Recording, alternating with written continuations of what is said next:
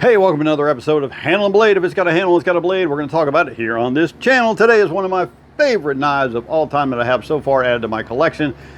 I don't know of one that's going to beat it out. I'm sure there may be down the road, but for now, the Kizer Cabox is the leading #1 knife in my collection. Absolutely love it.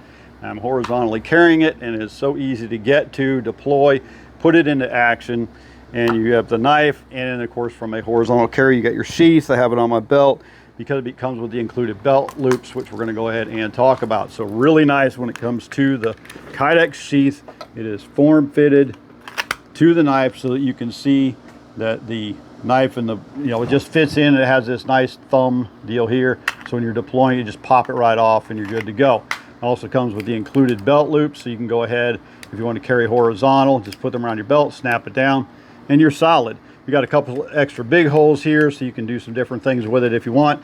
Add in a uni clip if you want to go ahead and carry horizontal, which is something I may go ahead and order in anyway, because sometimes I may carry vertical. Sometimes I like to carry horizontal, but there's other times that the vertical position might be better. So either way, solid sheath, locks right in with the Kydex, so you're good to go.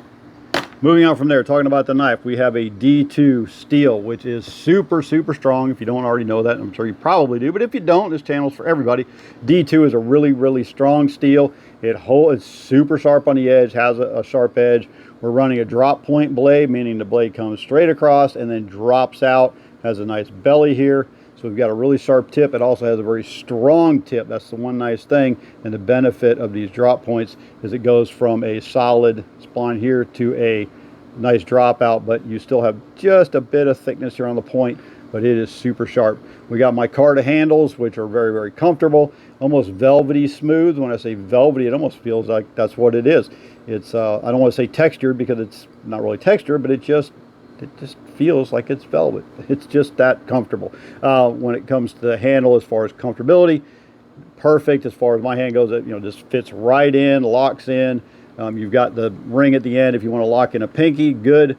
I would make sure that if you're using this ring here and a pinky, do not use this in a self-defense situation, because if you're in a battle with somebody, if you have the knife this way, they're trying to fight your fingers and pry them away, and they can do what they're trying to do. They're not going to grab the blade. But if you have that pinky in this ring, think about it. Somebody gets hold of your hand down here, right? If they can just get to that pinky and start fighting it out, they can put pressure against your finger and that bone, and that's going to get you to kind of let up, and now you're starting to open that hand up, and now you're going to lose control of your weapon. So don't do that. Always keep that ring out of the way. You can also hit with that ring as well without worrying about your finger being in or getting jammed. So but all around great. I like using the ring if I'm just doing some work. If I'm just cutting things, I'll show you here in just a minute. Give me a little bit extra push down with the pinky, but other than that, keep it out of there if it's self-defense.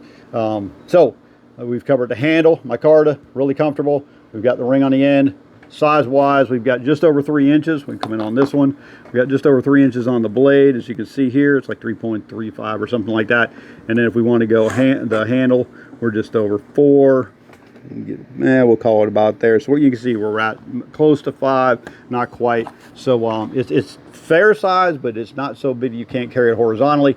But it's big enough that you have something of substance in your hand, something you can actually use. Not that you can't use a small knife, because they can be plenty handy in lots of different situations as well. But let's go ahead and give this thing a quick cut test, as I like to do here on this channel. Paper, when it comes to what this thing can do, I would say that that's probably pretty sharp coming out of the box. I've only had this a short time. Cardboard obviously is not going to be any match for it either. It just goes right on down. Let's go ahead and get into some cutting some rope. We've got like a ski rope here.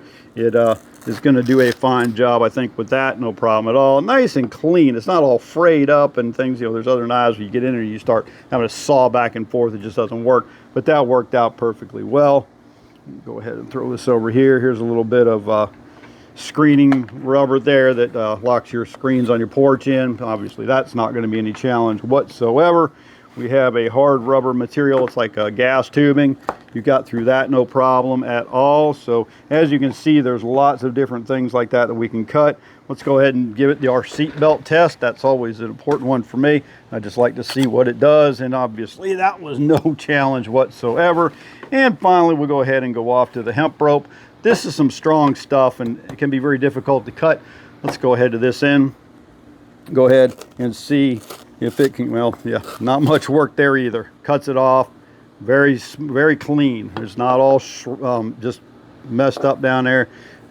It's just really good job on that. So not much of a challenge on anything I threw at it. I've got the piece of oak here as far as just going ahead and just chewing out some stuff for some fire starting. You're good to go there. Anything you're trying to do, it's just going to get it cut, no problem whatsoever. Does a great job. If you're just trying to whittle something down, it just slices right through it. And that's green oak. That's some tough stuff. And I guess we might as well wind up with my radish here at the end, as far as just doing some basic camp cooking type stuff.